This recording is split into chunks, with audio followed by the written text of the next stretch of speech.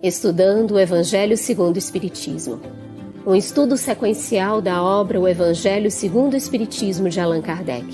Essa é a nossa forma de transmitir esperança, conhecimento e alegria.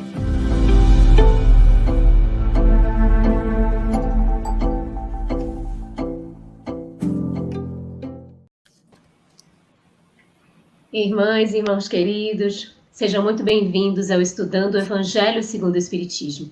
Este momento que o Evangelho adentra os nossos lares, com a proposta do estudo coletivo, juntos, unidos, em nome dessa mensagem do nosso Senhor Jesus Cristo. Damos boas-vindas a todos vocês que estão aqui chegando, já trazendo seus cumprimentos aqui no chat. Vamos dando boa noite, participando, trazendo comentários ao longo do nosso estudo e perguntas também, aproveitando os nossos convidados. Cumprimentamos a você, Carlos, e agradecemos pela oportunidade de estarmos juntos. Também as nossas queridas intérpretes para Libras, Eliane Carvalho e Tainan Chinun, ambas do Grupo de Estudos Surdos e Espíritas. E aos nossos queridos convidados, a Marluce Ferreira, facilitadora do Evangelho Rede Vivo, da Federação Espírita do Estado de Alagoas e do Evangelho Rede Vivo da FEB, vice-presidente da FEJA, Fraternidade Espírita Joana de Ângeles. E o nosso querido Simão Pedro, membro da Sociedade Espírita Casa do Caminho, de Patrocínio, Minas Gerais. Simão vai estar com a gente até hoje, a partir da próxima semana e até o finalzinho do ano. Ele não vai poder estar com a gente em virtude de compromissos profissionais, mas retornará no início do ano que vem. E nós aguardaremos com muita alegria este retorno. E cumprimentamos e agradecemos aos nossos parceiros de transmissão. Muito bem. Puxa, a gente estava comentando, já sentindo saudade do Simão, mas a questão profissional demanda, né, Simão? A gente tem que atender. Então, nós aguardaremos aí o retorno e vamos hoje aproveitar bastante aí. Vocês já vi que já tem alguma pergunta, né? Faça as suas perguntas sobre o tema. Nós vamos dar continuidade ao estudo do capítulo 9, Bem-aventurados os que são brandos e pacíficos, instruções dos espíritos, tratando da paciência, obediência e resignação, e aí o lado oposto, a cólera. Tá bem? Vamos perguntar para Marluce, iniciando, Marluce. Aqui nós encontramos um trechinho. A dor é uma bênção que Deus envia a seus eleitos. Não vos aflijais, pois quando sofrerdes, antes bendizei de Deus onipotente, que pela dor neste mundo vos marcou para a glória no céu. Poderia, por gentileza, comentar essas palavras e explicando aqui para a gente por que a dor é considerada pelo espírito amigo que escreveu essa mensagem como uma bênção de Deus? Difícil, né? A gente considerar a dor uma bênção de Deus, né? É uma bênção mesmo. Mas antes de responder a sua questão, eu queria cumprimentar aqui Simão Pedro, expressar a alegria, né, de estar aqui juntos. E também dizer da saudade das Alagoas. Simão Pedro esteve aqui faz tempo, né, Simão? Mas agora só ano que vem que a gente pode conversar. Então, a dor, como fala o espírito amigo, né, é uma bênção, e todos os espíritos superiores também nos orientam essa questão, porque eles consideram a dor como um instrumento educativo e regenerador de condutas, mas ninguém gosta de sofrer, ninguém gosta de sentir dor. No entanto, em todas as situações, a dor, seja ela física ou moral, é um sinal de alerta para reajustar procedimentos e caminhos. Mais ou menos assim, quando chega a dor, pare, pense, prossiga diferente.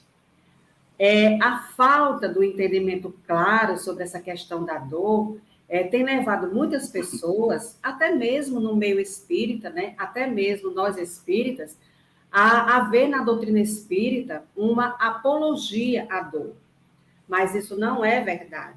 A dor faz parte porque poderia ser pelo amor, poderia ser natural, mas como o nosso comportamento ainda é muito cheio de orgulho, de egoísmo, naturalmente a consequência é a dor.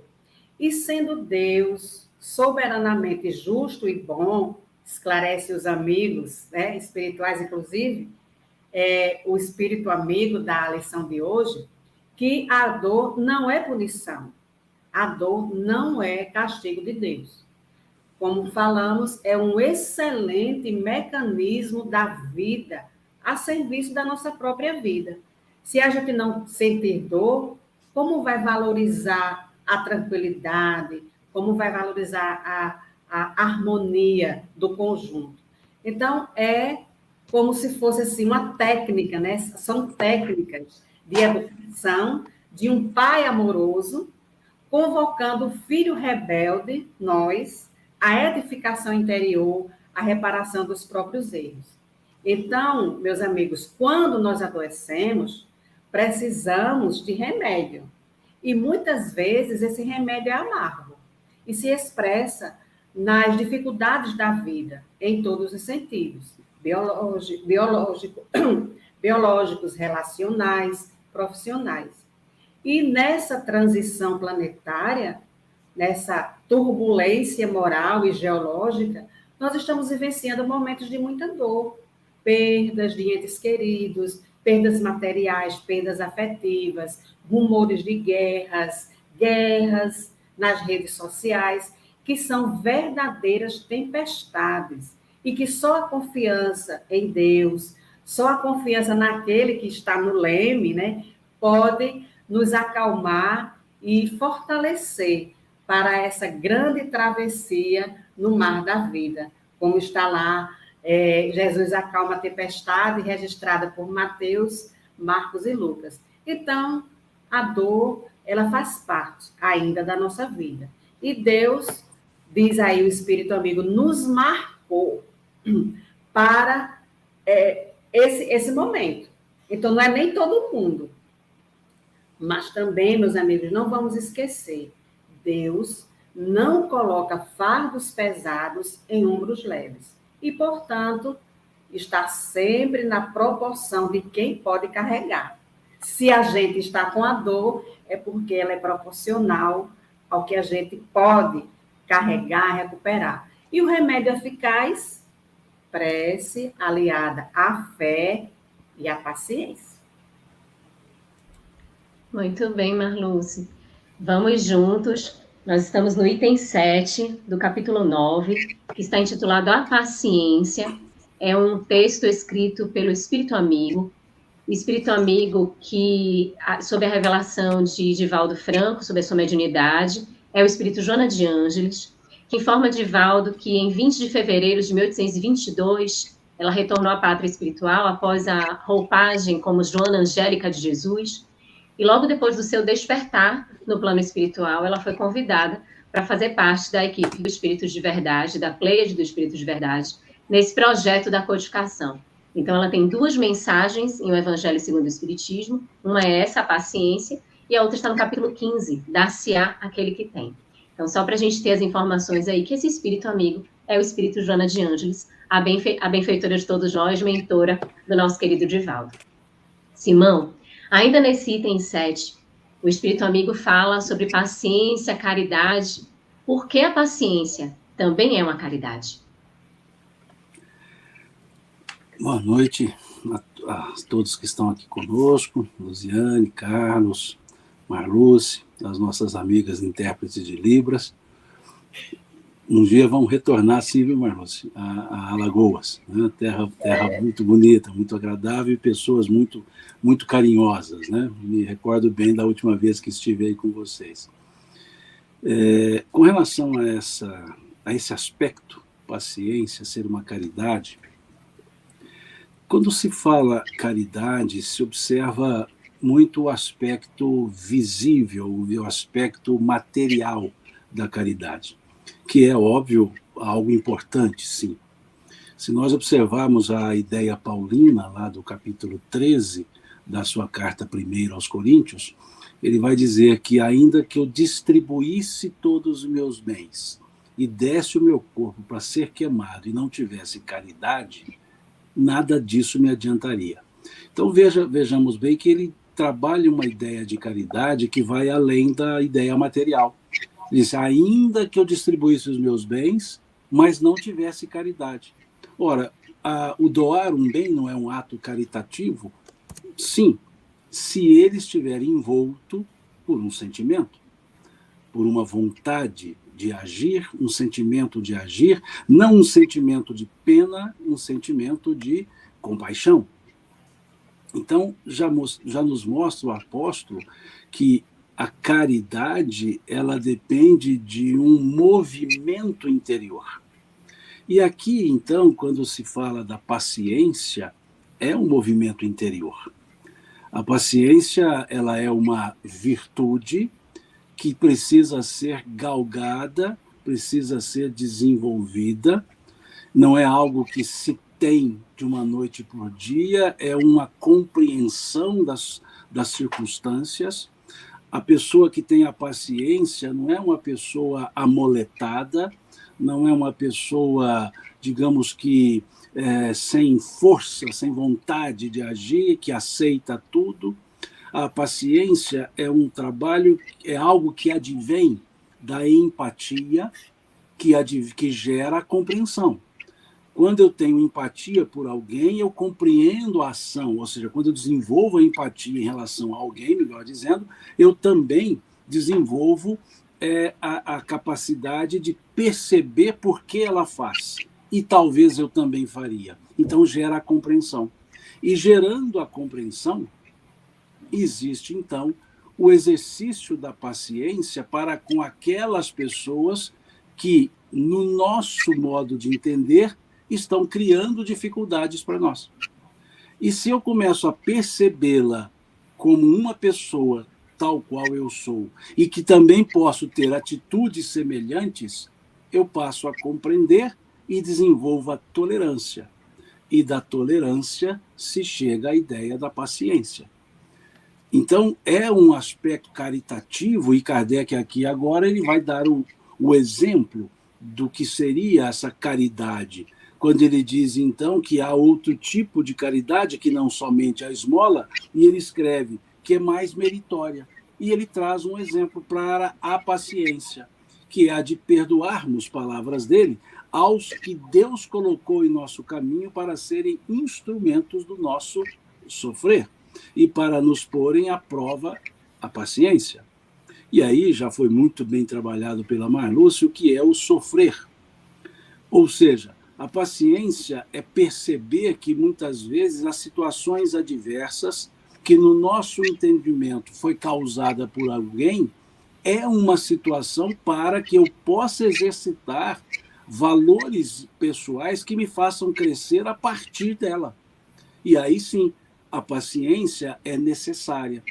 A paciência em interpretar os momentos, porque só com essa paciência que nós conseguimos ler os sinais, ler os acontecimentos, conforme nós vemos lá no capítulo 3 do Eclesiastes. Que aqui diz, Deus vos coloca. Então ele diz lá no Eclesiastes, todas as coisas têm o seu tempo, e há tempo para todos os propósitos de Deus debaixo dos céus. Mostrando-nos, então, que tudo tem um porquê e um momento. Se eu preciso resolver uma situação adversa, mas não é o momento, por mais que eu tente, eu não consigo.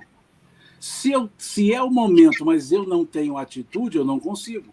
E a paciência é o que permite interpretarmos se é tempo, do Eclesiastes, tempos de ir, tempo de vir, dizer, há tempo de ir, há tempo de vir, há tempo de chorar, há tempo de sorrir, há tempo de espalhar, há tempo de ajuntar o que se espalhou.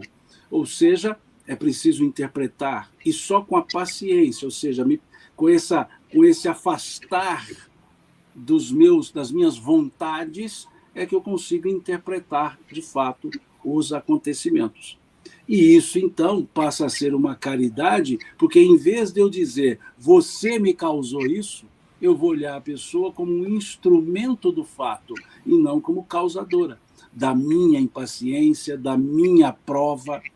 Então, por isso é uma caridade, saber entender e interpretar, como Jesus fez com Judas.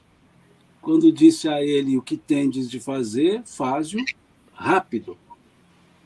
E depois ele vai, aspas, consolá-lo.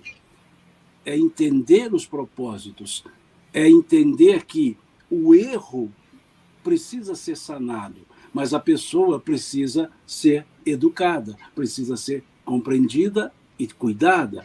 Então, esse é o aspecto que a paciência permite exercer, é esse tipo de caridade, que Kardec diz é meritória, e nós podemos dizer, e não é fácil.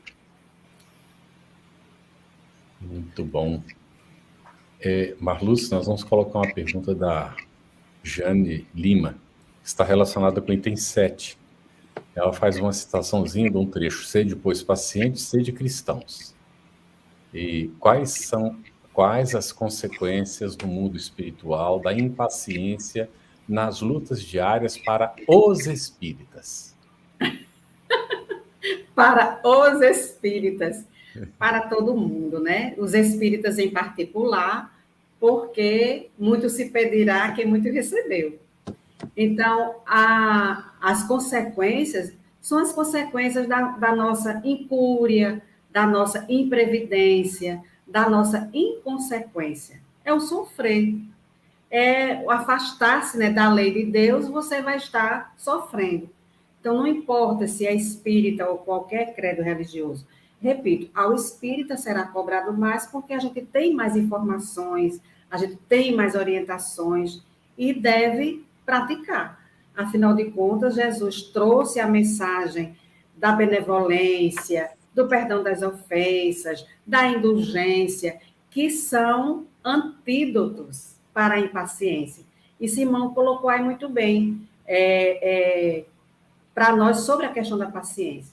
Então, o que a gente vai sofrer no mundo espiritual, ou até já a partir daqui, é o próprio sofrimento que causa para nós mesmos e para os outros.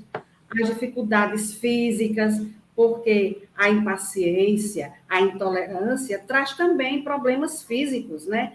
Taquicardia, sudorese, uma série de coisas. Então, se estamos aqui conhecendo a mensagem do Cristo, já há mais de 2000 anos que ela está no ar, né?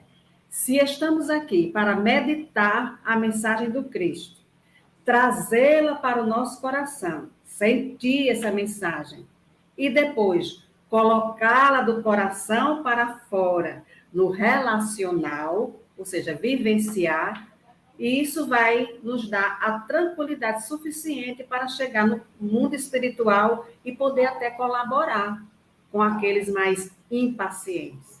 Então, as consequências são de todos os nossos vícios. As questões que a gente vai carregar daqui para o outro lado são por nossa conta e risco.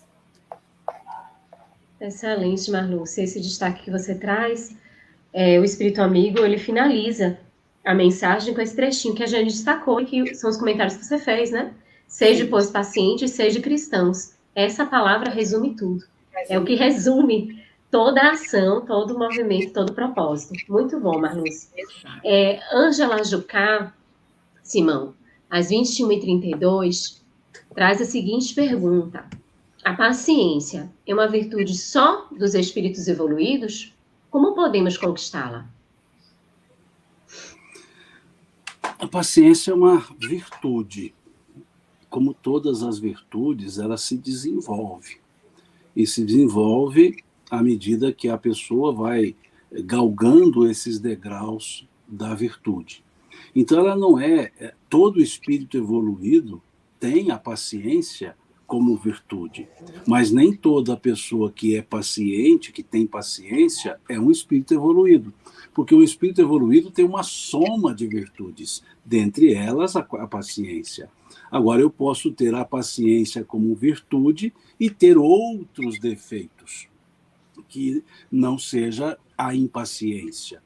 Então, não é uma característica de espíritos evoluídos, é uma característica daqueles que se propõem a desenvolver essa virtude, a trabalhar com si mesmos para domar esses maus pendores, como dizem os espíritos lá no capítulo 17 do Evangelho segundo o Espiritismo, esse esforço em domar as más inclinações. Então, eu posso desenvolver a paciência e ter outro tipo de defeito, né, ou vício. Agora, os espíritos evoluídos tem no conjunto de virtudes a paciência. Então, todo espírito evoluído tem a paciência, mas nem todo espírito que tem a paciência é evoluído. Muito bom. Marlúcia, ainda do item 7. Sim. O fardo parece menos pesado quando se olha para o alto do que quando se curva para a terra à fronte. Quais lições nós podemos retirar desse trecho? Nossa, Carlos, é muito importante a gente refletir sobre isso, porque olhar para o alto, né, erguer a cabeça, buscar pedir forças, ajuda, junto a Jesus e aos amigos, né, na oração, na fé, na atitude diferenciada, na paciência, na resignação. Tudo isso é olhar para o alto quando estamos com alguma dificuldade que para nós às vezes é um fardo muito pesado, né? Porque Jesus mesmo falou para nós: o meu fardo é leve. Ou seja, seguindo os ensinamentos de Jesus, ficará mais suave carregar as nossas dificuldades, porque compreendemos a causa desse peso. Mas quando nós nos curvamos, baixamos a cabeça, na reclamação, na blasfêmia, na queixa, é natural que o fardo fique mais pesado, porque a gente vai reclamando, vai se arqueando para baixo e fica, de fato, muito pesado. E os espíritos amigos nos afirmam que, apesar do peso, do sofrimento que carregamos, mas há também um número muito maior de bênçãos, de dádivas, de compreensões que nós recebemos de Deus, onde as nossas dores passam a ser bem menores e mais leves, mesmo elas nos afetando.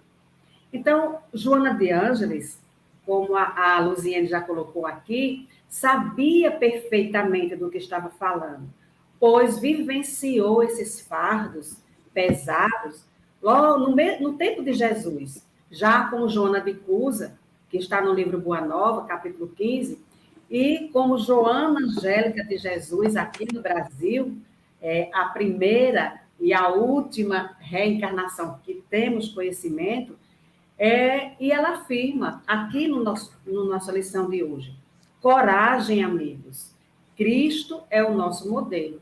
Então, o fardo todos vamos ter, porque não estamos no mundo, aqui não é uma estação de férias, a Terra é um planeta de dor, de sofrimento, já a caminho de um alvorecer, de um raiar de um sol, de uma aurora de harmonia. Mas ainda estamos na noite dessa madrugada, nas dores, no sofrimento. E Emmanuel, no livro Esperança, também comenta que Jesus foi a paciência sem limites. E ele não é o modelo que a gente tem para seguir, mas, embora Jesus suportasse sereno todos os golpes que foram endereçados a ele, ele preferiu a morte na cruz a ter que aplaudir o erro ou ter a conivência com o mal. Então, a gente precisa ser paciente, porque, como disse Maria, né, Maria de Nazaré, e como tem uma mensagem de Emmanuel, tudo passa. Então, a dor não é para sempre. Para sempre é a nossa felicidade. Foi para isso que Deus nos criou. Esta fatalidade de sermos espíritos plenos, felizes. Mas até lá, né, como se diz no ditado popular, muita água vai passar embaixo da ponte.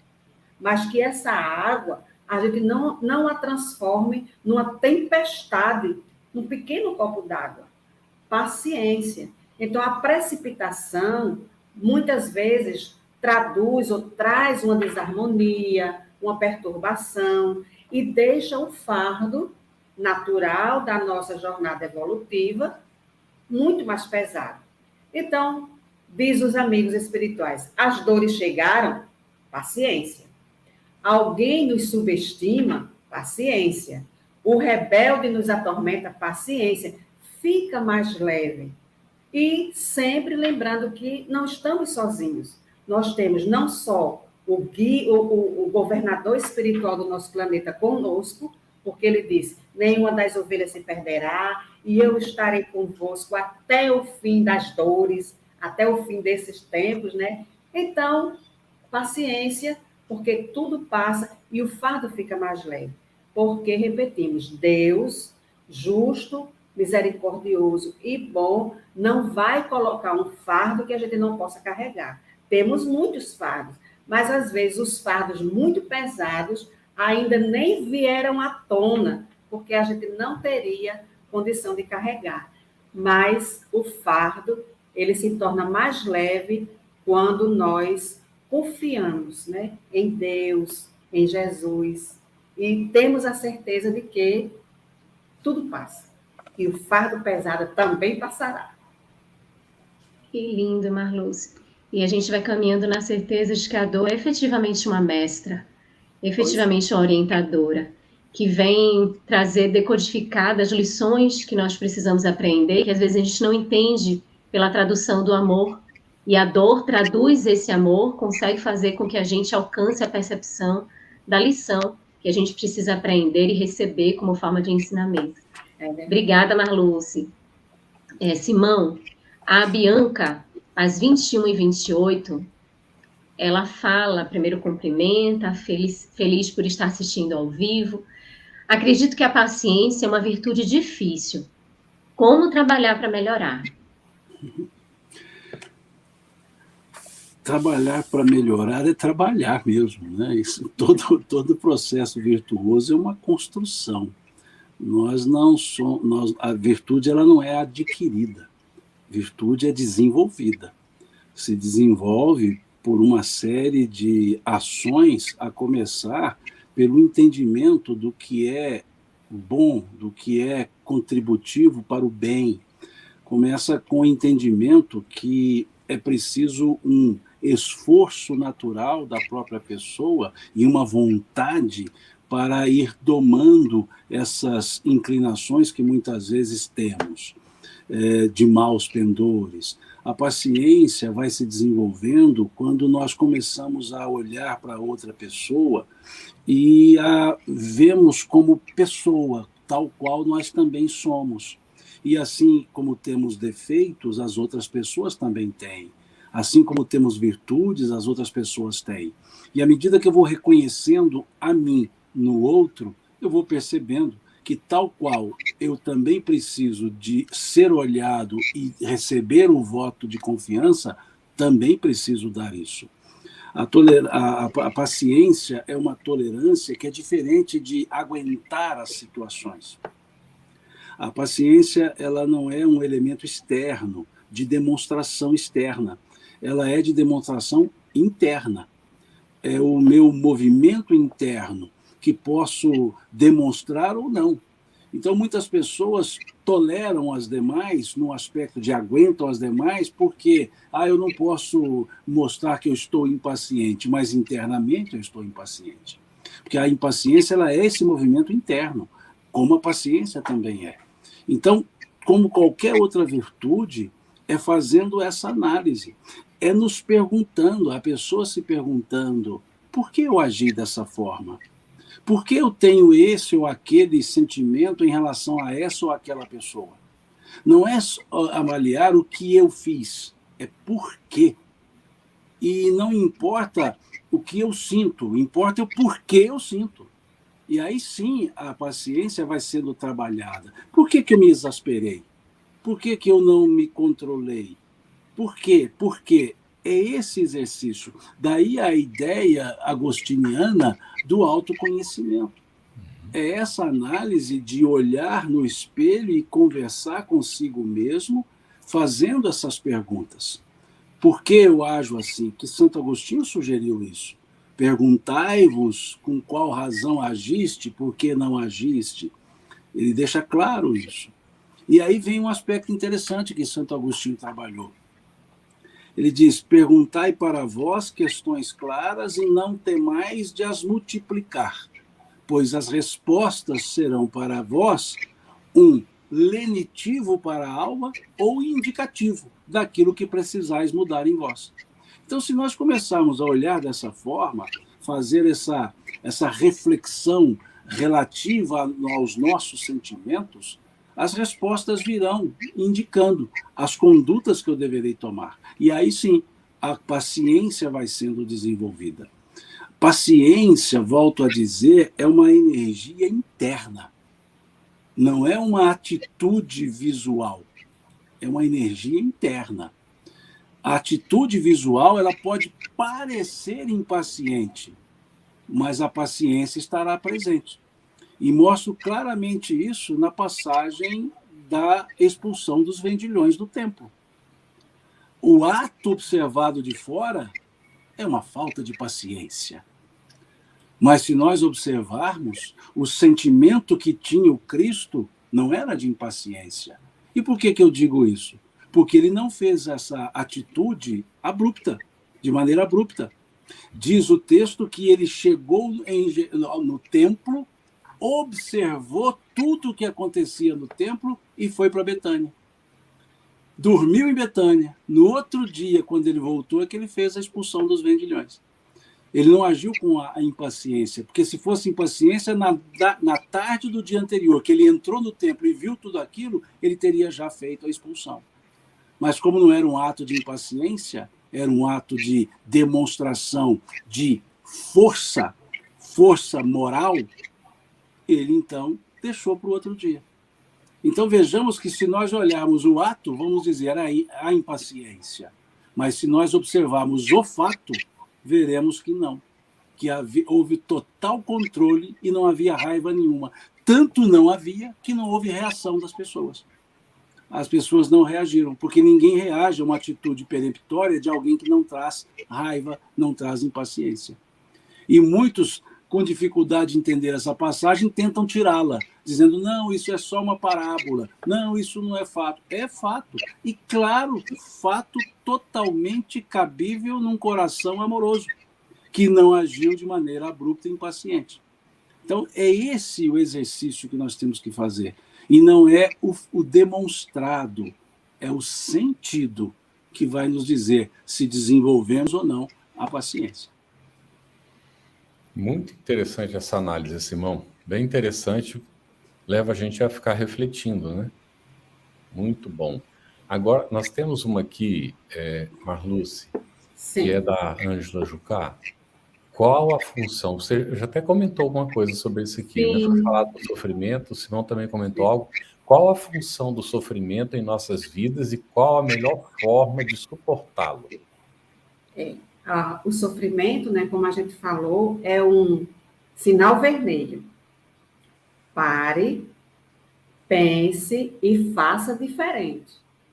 Nós não estamos sofrendo graciosamente porque Deus está nos punindo. Isso não é verdade. Deus é um Pai amoroso, justo e bom. Então, o sofrimento são consequências. Na doutrina espírita, fala que o sofrimento pode ser de duas vertentes. Ou expiação, né, resultado das nossas ações, ou prova, ou seja, estamos pedindo determinadas situações difíceis para nos testar se já adquirimos aquelas virtudes que Simão colocou muito bem para a gente, se já conquistamos algumas virtudes diante das provas da vida. Então, como suportar o sofrimento?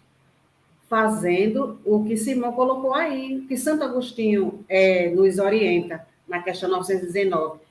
Uma avaliação de como eu fiz, o que eu fiz, como eu disse, a maneira que eu estou agindo diante da vida, a maneira que eu estou agindo diante das pessoas, porque o que vai, volta. O que eu falo redunda para mim. Então, a gente tem que ter essa consciência de que eu estou vivendo uma vida de relação nos dois planos da vida e tudo pode respingar em mim. Se eu faço mal, é normal que esse mal retorne para mim de alguma forma. Então, qual é o mais inteligente? Fazer o bem. Sempre fazer o bem. O bem cabe em todo canto. Então, Deus nos ama, Jesus nos ama, Ele não quer que nós soframos. Nós não reencarnamos para sofrer. Nós reencarnamos, está lá no Evangelho segundo o Espiritismo. Os espíritos retornam do espaço para progredir. Todos, absolutamente todos. Agora, ao retornar, fazemos as nossas escolhas e somos responsáveis pelas nossas escolhas. É mais ou menos nesse sentido. Não há punição, há reorganização. Reorganização de rota, né? De rumo. É isto. O sofrimento é uma reorganização de rumos, uma reavaliação. Mais ou menos isso. Excelente. Excelente, Marluce. Antes da gente passar para o item 8, ainda no item 7, só para a gente destacar, o Espírito Amigo faz aqui um roteiro de como a gente lidar com a dor. É interessante porque ela vai falar de paciência, ela fala de dor. Isso. O quanto ela toca a todos nós, porque a dor faz com que a gente se iguale, por experimentarmos as dores, os embates da vida. Mas é muito interessante, no segundo parágrafo, que aqui já foi comentado, é só um reforço, quando ela diz que seja pacientes. E o conselho para que a gente seja paciente é voltar-se à percepção da caridade. E ela destaca que não a caridade, aquela que consiste apenas em dar esmolas aos pobres, porque essa seria mais fácil. Então ela faz um convite à sensibilidade, à empatia, ao nosso olhar ao outro, mesmo quando nós estivermos passando por dores, ou principalmente quando nós estivermos passando por dores, porque é uma forma de nós identificarmos esta irmandade, esta fraternidade e essa humanidade, é um compartilhamento desse entendimento de humanidade.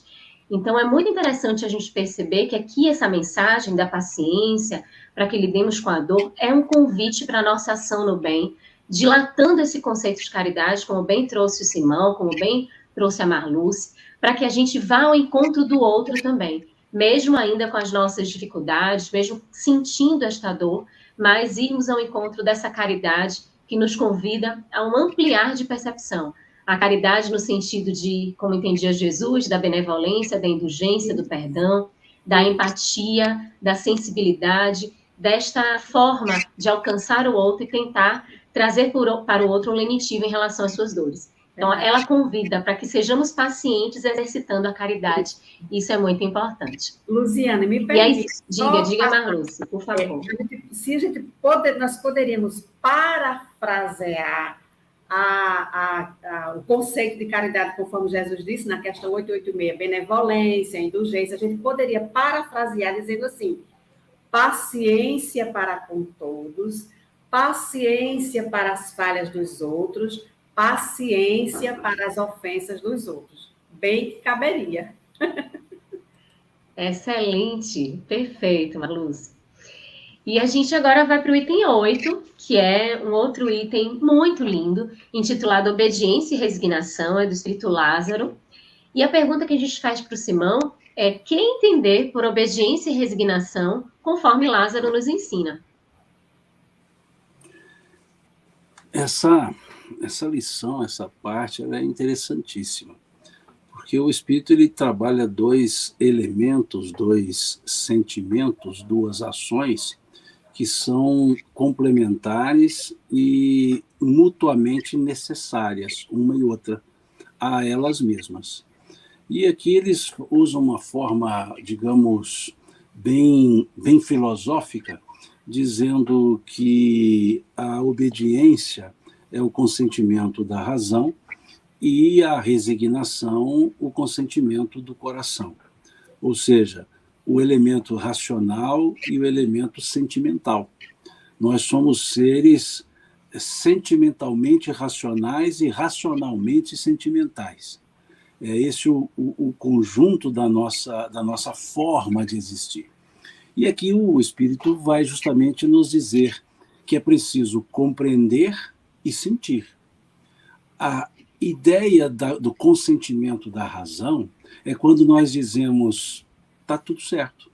Não está tudo bem, mas está tudo certo. E a gente consegue entender, como foi dito pela Marluce, explicando que não está aqui na Terra para sofrer. Então, se eu entendo isso, se eu percebo que eu não estou aqui para sofrer, então há um entendimento da razão. E a razão, então, faz eu me tornar obediente no sentido de submisso? Não. Obediente no sentido de está tudo certo. Obediente no sentido de eu preciso agir de maneira tal que o resultado seja benévolo. E se eu não estou conseguindo resultado benévolo, é porque eu não estou agindo da maneira correta. É razão. É perceber que eu preciso mudar a atitude se eu quero mudar os resultados. Como na letra da música lá, Tocando em Frente, quando diz ando devagar porque eu já tive pressa, ou seja, eu tive pressa, não resolveu nada, eu vou andar devagar. Isso é obediência, é perceber os fluxos, por isso é razão. Mas a razão, ela não pode existir sozinha, porque senão ela ficaria racionalista e não racional. Até mesmo quando se fala na fé raciocinada, muitos a vivenciam como fé racionalizada, que exclui qualquer possibilidade de um acontecimento, mesmo quando eu não o compreendo. E há acontecimentos que não compreenderemos ainda. Então, a razão permite entender que há coisas explicáveis e há coisas ainda não explicáveis, que não são inexplicáveis, elas não são ainda explicáveis. Então, muitas vezes, não entendemos o sofrimento, mas entendemos que ele tem causa. E se eu sei que ele tem causa, o sofrimento passou a ser efeito. E pela razão, eu preciso extirpar a causa. Então, esse é o consentimento da razão, que se chama obediência. E resignação, consentimento do coração. A resignação surge depois que a razão já compreendeu. Compreendi, aceitei. Esse aceitar não é passividade, não é acomodação, não é aceitação, é aceitabilidade. Por quê? Porque está acontecendo. Se está acontecendo, eu preciso aceitar para que eu possa agir. E aí, então, a resignação traz o sentimento. E se nós observarmos o Sermão do Monte, a resignação está no segundo degrau, a segunda bem-aventurança, que para existir precisa da primeira. A primeira é bem-aventurados os pobres pelo espírito, ou seja, bem-aventurados os humildes. E a segunda, bem-aventurados os que choram. Em outras palavras, bem-aventurados os que se resignam. E só se resigna aquele que já traz a humildade. Porque a razão indicou que está certo. Não está do jeito que eu queria, mas está certo. E eu aceito para eu poder agir, para eu poder mudar.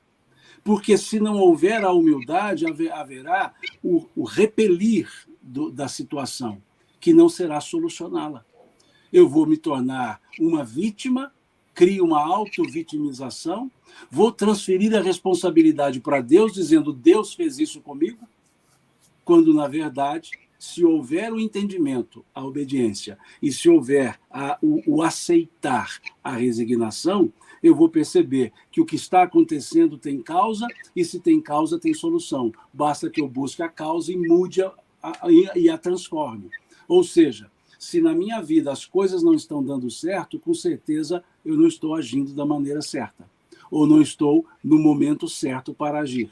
Se eu não estou no momento certo para agir, a resignação significa aguarde e observe para verificar quando será o momento certo de agir.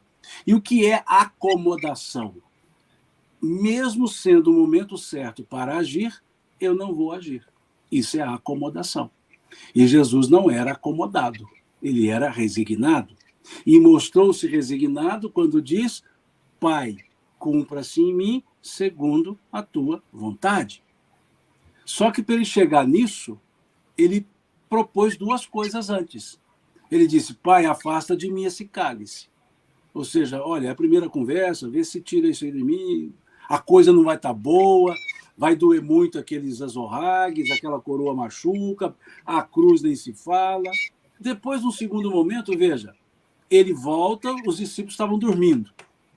E ele acorda os discípulos e diz assim, não podeis velar comigo uma hora sequer no meu momento de aflição? E aí ele volta e fala, Pai, se for possível, afasta de mim esse cálice. Já percebeu que era o momento só dele, tanto era que os outros estavam dormindo. E depois disso, ele volta e vê novamente os apóstolos dormindo, aqueles 3. E aí ele diz assim: Pai, cumpra-se em mim segundo a tua vontade. Veja como há um processo de entendimento, obediência e resignação nessa passagem do Cristo. Então, resignação não é sinônimo de acomodação. Obediência não é sinônimo de subserviência. Obediência é o entendimento racional e resignação é o entendimento emocional. Muito bem. Antes da pergunta, há um comentário, eu não vou projetar, do Flávio, dizendo que hoje só se fala da caridade e a grande maioria pensa que a caridade é só dar esmola. E não existe mudança real no mundo, não se pratica, só se fala e fica nisso. Nós vamos discordar, viu, Flávio? O mundo mudou muito. Eu tenho certeza que a Marluce e o Simão e a Luziane concordam com isso. Nós temos evoluído e bastante. Nunca houve tanta solidariedade no mundo como agora. Nunca houve tanta gente se posicionando em trabalhos voluntários como hoje acontece no mundo. Então, nós estamos num momento de transição, de mudança, e depois, para nossa reflexão, se de fato não existe mudança real no mundo, e você e eu começarmos a fazer a caridade, então já há uma mudança no mundo. Pode ter certeza disso. Certo? Então, vamos para a pergunta aqui, Marluce, do item 8 também, não é? Poderia nos explicar por que o Espírito Lázaro afirma que a virtude da geração, a virtude da geração dos tempos atuais é a atividade intelectual e o vício é a indiferença moral. E aí agregamos, e aqui se deve ser obediente e resignado. É verdade, Carlos. Interessante que essa mensagem de Lázaro é de 1862, né? 160 anos e está atualizadíssimo. Ele falou certo, tempos atuais. Até porque a gente sabe que os espíritos superiores, a mensagem deles são mensagens atemporais. Então, está atualizado. Realmente, a virtude ou qualidade da geração atual, hoje, né, é sem dúvida o avanço intelectual. Aí não resta dúvida. Mas também não resta dúvida que o vício, o orgulho, o egoísmo ainda predomina, né? Que se refere a essa questão moral, a inversão de valores, alimentadas por essas duas grandes chagas da humanidade, que está ainda muito presente em nosso íntimo e nas relações, né? O orgulho e o egoísmo. Então, isso gera o que Lázaro fala na lição de hoje, né? A indiferença moral. Então, tendo por causa, uma das grandes causas de tudo isso aí, o relaxamento dos laços de família, que está na questão 775 do Livro dos Espíritos, que o resultado é a exacerbação, né? O aumento, a recrudescência do egoísmo. Então, estamos realmente nesse momento de indiferença moral. Claro, e o Carlos colocou aqui muito bem, nós concordamos, melhoramos muito, né? De séculos para trás, de tempos para trás, melhoramos muito. Já nos preocupamos com o outro, já saímos de nós em direção ao outro. Isso é verdade. Isso ficou muito claro durante esses 2 anos de pandemia, quando rezamos pelo outro, nos preocupamos com o outro, colaboramos com o outro, mesmo no isolamento social. Então, não foi o fato de estar isolado que não permitiu a caridade moral, da palavra amiga, da mensagem amiga, enfim. E lembrando Emmanuel, quando ele fala que as 2 asas da evolução, que a razão, sentimento, a razão, ou melhor, a inteligência, o cérebro, é uma das asas, o crescimento intelectual, mas que não pode ficar só com uma asa, porque senão não voaríamos para a plenitude. Ou a asa do coração, a asa do sentimento. Então, nós precisamos das 2. E o Evangelho fala claro isso.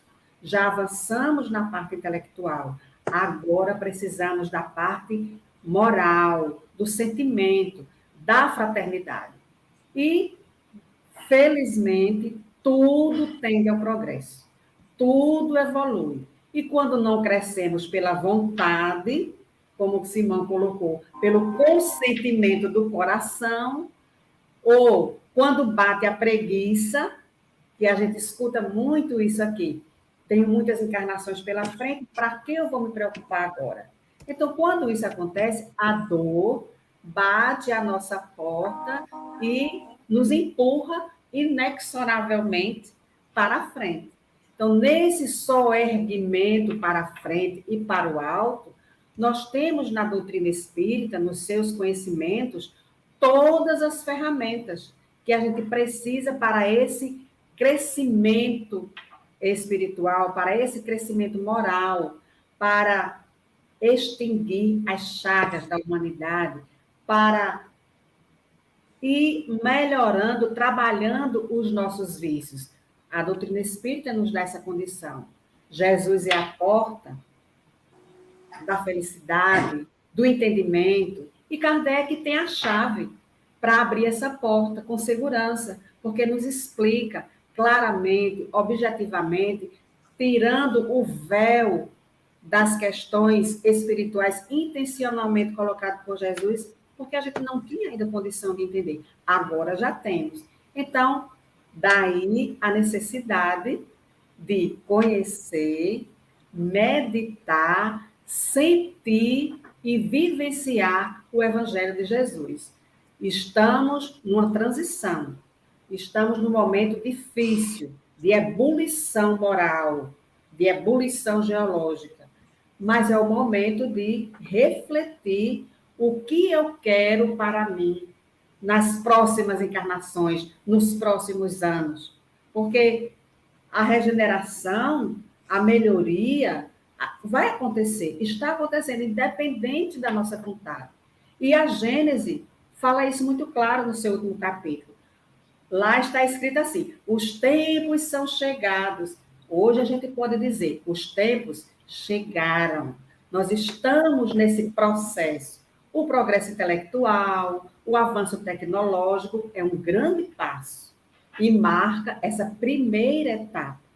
Mas, enquanto formos dominados pelo orgulho, pelo egoísmo, pela indiferença moral, como diz Lázaro, as pessoas usarão a inteligência para satisfazer as suas paixões e os seus interesses pessoais. A hora é a hora da melhoria íntima, é a hora de usar o intelecto, de usar a inteligência para nos melhorarmos no relacionamento com as pessoas nos dois planos da vida, considerando que não estamos sozinhos. Então, somente o progresso moral, diz aí no item 19 desse último capítulo da Gênese, somente o progresso moral pode assegurar felicidade, tranquilidade, harmonia na Terra, refreando as paixões más e fazendo reinar a concórdia, a paz, a fraternidade. Quem não gostaria de viver num tempo de mais harmonia? Então, se todos nós gostaríamos, façamos a nossa parte. Com certeza, Deus e os amigos espirituais farão o resto. Mas precisamos agir. Não é somente, já que Simão citou uma música, eu vou lembrar outras duas sobre essa questão. Não é ficar com a boca escancarada, cheia de dentes, esperando a morte chegar. Mas é fazer o que diz a outra canção. Levanta, sacode a poeira e dá a volta por cima. Para a frente e para o alto. É isto. Excelente, Marlúcia. A pergunta da Ângela já foi respondida, tanto pelo Simão quanto por Marlúcia. Ela faz a pergunta: obediência e resignação podem ser considerados como estados de facilidade? Como podemos desenvolver e praticar essas virtudes no nosso dia a dia? Tanto um quanto o outro já foi desenvolvendo aí, já foi feita essa abordagem. Então, a gente vai aqui para a pergunta da Jeane Lima, às 22h13. Simão, o Lázaro dessa mensagem, obediência e resignação, seria o mesmo que Jesus pediu para que saísse da tumba? Em tese, sim. Por que eu falo em tese? Porque não há uma informação peremptória dizendo eu sou, mas as condições e os estudos levam a isso. No livro Primícias do Reino, há um exercício, há um capítulo que leva a esse entendimento. Lá o livro de Dona Amélia Rodrigues, pelo Divaldo, e há um livro de Raul Teixeira, salvo engano, se chama Quem é o Cristo, acho que é isso, Quem é o Cristo, que também desenvolve um raciocínio semelhante. Então, por isso que eu disse, em tese, leva a crer, sim, seja o mesmo Espírito. Muito bem, vou apresentar para a Marlúcia essa pergunta aqui, ó. Sim. Espera um pouquinho, bati na pergunta equivocada aqui. É como ser obediente e resignado verdadeiramente sem ser hipócrita e conivente com nossos erros e dos outros, e sem prejuízo para outras pessoas. Aí eu poderia sintetizar com a questão de Sócrates, né? Ou atribuída a Sócrates. Conhece-te a ti mesmo. Verifique. Não aponte erros dos outros, que a gente também pode ter. Como é que eu posso ser obediente e resignado? Confiando em Deus, fidelidade a Deus, tendo a certeza de que Ele é Pai, de que Ele é amoroso, de que Ele é bom, de que Ele é justo, confiança em Deus. Joana tem um livro, a Luziane gosta muito de Joana de Ângeles, Dona Joana de Ângeles, e ela diz assim, o livro é Entrega-te a Deus, mas entrega-te a Deus fazendo a sua parte. Como diz no nosso Evangelho, faz e eu te ajudarei. Busca e acharás. Então, para ser resignado e obediente, vamos nos conhecer e confiar em Deus, sabendo que o que estamos fazendo faz parte da nossa responsabilidade. O que fizermos e o que vamos fazer faz parte da nossa responsabilidade. Então, caminhemos, vamos nos conhecer, ver as nossas falhas, porque sabemos, como disse Kardec, não é perfeição, porque a perfeição não é daqui ainda, mas é fazer o esforço para melhorar-se a cada dia, a cada hora. As oportunidades vão aparecer para que possamos dar o nosso testemunho de que estamos caminhando para frente, sem apontar falhas nos outros, porque temos as nossas. Não somos espíritos perfeitos ainda. Não é isso mesmo? Excelente. Ainda nesse caminho da obediência e da resignação, e de uma palavrinha que a Marluz tocou aí, a fidelidade, a gente traz essa pergunta aqui da Gilmara para o Simão. Quando passamos por provas, é teste de fidelidade às leis divinas? Vejam, provas, elas não são sinônimo de teste. Vamos entender isso. Deus é onisciente. Se ele é onisciente, ele sabe de tudo que vai acontecer. Se ele sabe de tudo que vai acontecer, por que ele vai testar as pessoas já sabendo o resultado? Então, não cabe numa lógica da onisciência divina testes. Deus está me testando, mas ele já sabe se eu vou sucumbir ou não. E se ele sabe que eu vou me sucumbir, para que ele vai me testar se ele já sabe que eu não conseguirei? Então, não é um teste de Deus. Provas são situações pelas quais passamos para o nosso aprendizado a partir de uma opção, de uma escolha que fazemos em relação àquela situação. Provas são os elementos naturais de uma existência que me dá o direito de exercer o livre-arbítrio. Provas são situações nas quais eu posso ter a autodeterminação. E as provas são circunstâncias pelas quais eu assumirei, ou por meio das quais eu trabalharei situações anteriores não bem vivenciadas. E também são os elementos que me dão a liberdade de agir e a obrigatoriedade de responsabilizar-me por elas. Então, é preciso que nós não trabalhemos com uma definição, digamos, etimológica para a palavra prova, como teste. Não é como uma prova para saber se eu já sei. Deus não precisa saber se nós já sabemos. Ele já sabe se sabemos ou não. E fica uma situação até mais difícil. Deus me põe num teste que sabe que eu não vou passar, eu não passando, gerarei problemas para mim e ele não impede. Olha que Deus complicado é esse. Me põe em teste sabendo que eu não vou passar e ainda me pune, entre aspas, pelo que eu não fiz, ou pelo que eu fiz. Isso não seria Deus? Então, as provas são os elementos naturais da vida. São as circunstâncias naturais da vida. Até o elemento expiatório é um aspecto por si provacional. Porque o elemento expiatório é um chamamento de atenção muito mais contundente, que me leva a agir, ou não. Então, é também uma prova. Então, sempre estamos no elemento provacional. Por isso que o mundo é de provas e expiações. Não é mundo de testes e sofrimentos. Provas e expiações. O que é expiar? Veja a palavra expiar. O verbo expiar significa redimir-se. Quando se faz os judeus fazem o ato da expiação, é para poder redimir-se de um ato danoso. Lembram da expiação a qual Paulo teve que se sujeitar? Expiar significa redimir, não significa sofrer. E as pessoas colocam a ideia de expiação como se fosse um sofrimento. Ah, não, expiação é uma dor que faz sofrer, prova é só um teste. Não. Provas e expiações são os elementos para eu exercer a minha liberdade e a expiação responsabilizar-me pela liberdade que eu exerci de maneira danosa. É pura e simplesmente isso.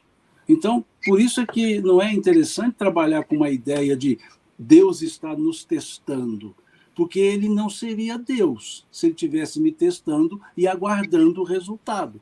E a onisciência dele, para onde iria? Muito bom. Agora, Marluce, bem rapidinho, por causa do tempo, na linha do que o Simão explicou agora, não é?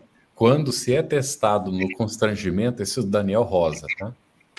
Quando se é testado no constrangimento gratuito, com o impulso de reagir alterado, filtrar e discernir do eu orgulhoso, não encolerizado, é sinal de domínio sobre si, transformando a incúria do outro? Transformando a incúria do... Daniel, eu diria que você está aí tirando o homem velho, né, que somos, na precipitação, nas respostas contundentes, né, nesse constrangimento que você fala aí, e colocando um homem novo, um homem mais paciente, um homem mais tolerante, a pessoa que compreende que o outro está num mau momento. Mas o outro pode fazer isso, porque está no livre-arbítrio dele. Mas a gente que já conhece pode e deve fazer diferente, fazer melhor. Aí, quando você colocar aí, discernir o ser orgulhoso, ótimo, vamos colocando esse homem, essa pessoa velha para fora e colocando coisas novas para dentro. Trazer Jesus para o nosso coração. E a vida vai ficar mais leve, com certeza. E aproveitando esses comentários, a gente já entra nos itens 9 e 10, que a gente vai começar agora com a cólera. Esse trecho da cólera é escrito primeiramente pelo Espírito Protetor e o segundo por Hahnemann. E aí a gente faz a primeira pergunta desse item para o Simão, que é um trecho do Espírito Protetor. E a pergunta é: qual a origem da cólera? E por que ela é contrária à caridade e à humildade cristãs, conforme ensina o Espírito Protetor? Pela lógica que traz o Espírito Protetor, ele coloca a cólera advinda do orgulho. E é interessante nós percebermos isso. Quando nós nos encolerizamos, para ficar mais fácil, nos enraivecemos, é algo que não nos agradou. E esse algo que não nos agradou, em grande parte, é porque eu queria que fosse de outro jeito e não foi. E isso demonstra um certo orgulho e egoísmo. A cólera passa a ser, então, uma resposta, por assim dizer, imediata a uma situação sobre a qual eu não tenho controle. que é a atitude alheia. Ninguém tem o controle sobre a atitude alheia. Ninguém tem como determinar a atitude alheia. E não tem por que se encolerizar ou se magoar com a atitude alheia. É importante nós observarmos, né, a ideia da cólera nesse aspecto de um defeito da própria personalidade. Defeito no sentido não de criação mal feita, defeito no aspecto de um vício moral. Há um vício moral, o vício moral do orgulho, que é não ter as suas expectativas atendidas. E aí isso pode levar até a outro sentimento, que aparentemente é justificável, aparentemente, que é a mágoa, que também é a mesma lógica, é fruto de um orgulho. Eu me magoo porque a pessoa não fez do jeito que eu queria que ela fizesse. E aí vem esse aspecto do orgulho que eles trouxeram. Então, ali está, segundo o Espírito, a origem da cólera. E ela é contrária à caridade justamente porque ela não dá a condição de compreender a atitude alheia. É aquela compreensão da caridade que Jesus teve quando disse: Pai, perdoa-os, que eles não sabem o que fazem. Ele compreendeu aquela atitude deles por desconhecimento que eles tinham do que estavam fazendo. Então percebam que é um ato caritativo. E a cólera, por advir do orgulho, ela exclui quaisquer outras pessoas. E aí, então, falta-se a caridade da compreensão, aquela caridade moral. E é isso que, em melhor desenvolvimento, esse espírito protetor colocou aqui. Óbvio que ele colocou muito melhor desenvolvido o raciocínio. Mas, para entendermos de uma maneira mais resumida, o nascedouro da cólera é o orgulho, e a contrária à caridade, porque ela exclui a empatia, a possibilidade de compreender a atitude a partir da compreensão da própria pessoa. Muito bom, Simão. E ficou respondida a pergunta da Ângela Jucá. Qual a origem da cólera e quais os danos que ela nos causa? Né? O Simão acabou de responder. Obrigado aí, Simão. Agora nós vamos para a pergunta do item 10, Marluce, que foi mencionada pela Luziane. Para Hahnemann, como o poder da vontade pode ser ferramenta de verdadeiras transformações? Nossa, Hahnemann disse tudo nesse item 10, né? Hahnemann, ele não conheceu Kardec, né? Ele desencarnou muito antes da doutrina espírita vir a lume, né? Vir a público. Ele desencarnou em 1846, lá mesmo em Paris, na França. Mas Kardec acolheu duas mensagens de Hahnemann, né? Uma é essa, que a gente está comentando aqui hoje, e a outra na Revista Espírita, quando ele fala lá que é o criador, né? Que criou a medicina homeopática. E Hahnemann, nessa lição de hoje, ele fala que não é o corpo que dá cólera, né? Como o Simão muito bem colocou. A origem da cólera é o orgulho ferido. Então, é o espírito que dá outros vícios também. Então, não é o corpo. Fulano é uma pessoa colérica. Não é o corpo, porque muitas vezes a gente pode encontrar alguém com um corpo muito franzinozinho, muito magrinho, muito fragilizado, e ser uma pessoa de atitude violenta, colérica. Então, não é o corpo, é a alma. Então, para dominar a cólera, como já foi colocado aqui, para dominar esses acessos de fúria, de palavras que machucam, de palavras que são raios mortíferos, muitas vezes, é necessário combater o orgulho. E isso requer vontade. Por isso que Hahnemann colocou no item 10 o poder da vontade. Então, para a transformação de vícios em virtudes, a vontade é a mola propulsora, é a alavanca para essa melhoria. Então, quando a gente tem vontade, pode fazer transformações em nossas atitudes, como disse Hahnemann aqui, que pode parecer até miraculosas, coisas de milagres. Então, o poder da vontade é fundamental. Pensamento e vontade são as duas potências da alma. Mas eu posso apenas pensar, se eu não tiver vontade em executar, só ficou no pensamento. Então, Emmanuel, ele comenta que, na vontade, nós dispomos daquele botãozinho poderoso que decide a movimentação ou a paralisação. Se eu não quiser, se eu não tiver vontade, fica tudo do jeito que está. Então, só a vontade, ela é suficientemente forte para sustentar a nossa harmonia. Eu quero, mas às vezes fica só no eu quero. Jesus, quando falou para a gente assim, conhecereis a verdade e a verdade vos libertará, se a gente colocar um ponto, conhecereis a verdade, ponto, final, só conhece. Então é a mesma coisa. Querer é poder? É, mas eu preciso ter a vontade de realizar, porque às vezes o querer fica só na minha mente. E Leon Denis, né, no livro Problema do Ser do Discriminador, ele fala que o poder da vontade é ilimitado. Então, você pode, é pela vontade, pela nossa vontade, que a gente dirige os pensamentos para o alvo que a gente quer, mas a gente vai fazer. Porque pedir, eu quero ajuda, mas eu fico sentada esperando. A minha casa caiu, destruiu. Eu fico sentada esperando que os tijolos se ergam um a um. Não. Eu quero melhorar, mas eu preciso agir. Então, a vontade é a maior de todas as potências.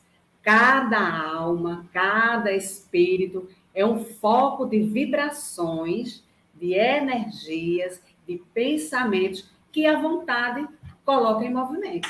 Então, que tenhamos esse ânimo, essa vontade. E na Revista Espírita, de dezembro de 1868, Kardec assevera que o pensamento é atributo do espírito, né? Do ser espiritual. É o que distingue as coisas da matéria. Sem o pensamento, não tem espírito. Mas a vontade não é um atributo especial do espírito que ele coloca. É o pensamento carregado, cheio de energia, é o pensamento cheio de vontade que se torna a força motriz das nossas atitudes. Então, através dessas energias, a nossa vontade, nós podemos transformar a nossa vida em coisas mais serenas, ter vontade de ser mais simples, ter vontade de ser mais tranquilo, de colocar, como dizia Chico, a aguinha da paciência na boca, de, como se diz assim no ditado aqui do Nordeste, a noite é uma boa conselheira. Então, se tiver uns perrengues, calma, deixa para falar no outro dia, como Simão falou que Jesus fez, né? Na relação dos vendilhões do tempo. Deixa para falar no outro dia. Então, mas isso você tem que exercitar em você essa vontade. Então, as nossas ações diante daquele que nos contraria, a gente pode controlar as nossas emoções, tendo a vontade para isso. As nossas contrariedades, elas são amenizadas quando a gente tem a vontade de usar a paciência, a resignação diante das dificuldades da vida. E aí, Joana de Ângeles, no livro Triunfo Pessoal, diz assim: a vontade é, portanto, o motor que impulsiona os sentimentos e as aspirações humanas para a conquista do infinito, sendo sempre maior essa vontade, quanto mais ela é exercitada. Então, exercitemos a vontade. Afinal de contas, quando Jesus veio, né, esteve aqui entre nós, estava para encarnar paz na terra aos homens de boa vontade, ou a boa vontade dos homens. Então, desde priscas eras, que a vontade é fato propulsor da nossa harmonia, do nosso aperfeiçoamento. Nós gostaríamos de agradecer imensamente a Marluce, a Simão, por esses esclarecimentos. Já dizendo ao Simão, desejando êxito na atividade laborativa, e que nós vamos estar aqui com muita saudade, aguardando o retorno para esse estudo, para estar aqui conosco. Agradecemos ao Carlos pela parceria, as nossas queridas intérpretes, na sensibilidade dessa tradução, a equipe da FEB TV, a equipe do Estudo do Evangelho, aí dos bastidores, a todos vocês que estiveram aqui conosco, deixando as suas mensagens, os comentários, as perguntas, sempre de muito bom conteúdo. E aqui no chat já foram colocados alguns avisos que nós vamos reiterar agora. Os nossos encontros semanais, eles ficarão gravados e disponíveis gratuitamente. O estudo está disponível também em podcast, no Spotify e nas demais plataformas de áudio streaming.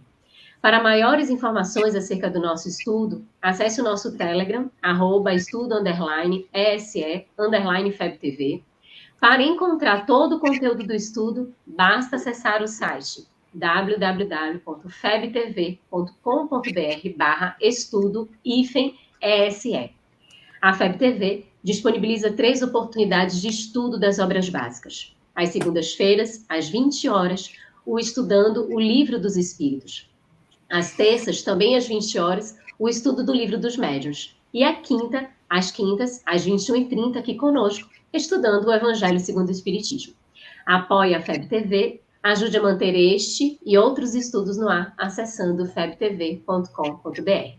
Nós hoje encerramos o estudo do capítulo 9, com essas instruções lindíssimas dos Espíritos, e na próxima semana vamos iniciar o capítulo 10, Bem-aventurados os que são misericordiosos, nos itens Perdoai para que Deus vos perdoe, Reconciliação com os adversários, o sacrifício mais agradável a Deus. Esperamos todos no nosso próximo encontro para nós construirmos juntos esses estudos. Um abraço imenso e até lá! Estudando o Evangelho segundo o Espiritismo. Um estudo sequencial da obra O Evangelho segundo o Espiritismo de Allan Kardec. Essa é a nossa forma de transmitir esperança, conhecimento e alegria.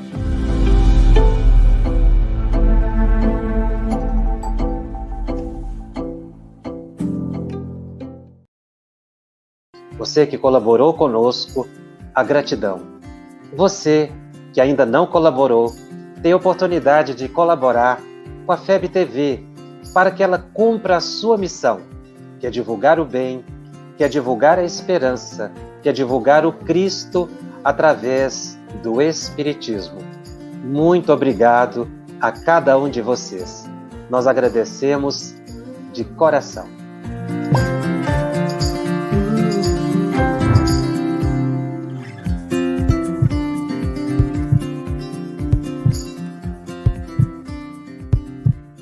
Iniciamos hoje a campanha Conheça a Federação Espírita Brasileira, que busca mostrar quem ela é.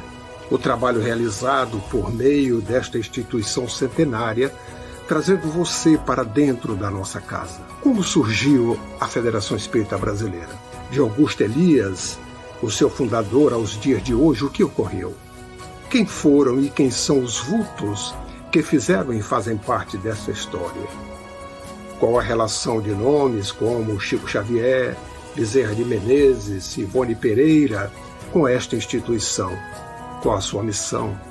Como ela atua na formação do homem de bem? Apresentaremos a Federação Espírita Brasileira em formato dinâmico com vídeos, depoimentos, postagens históricas, áudios. Conheça e faça parte desta família.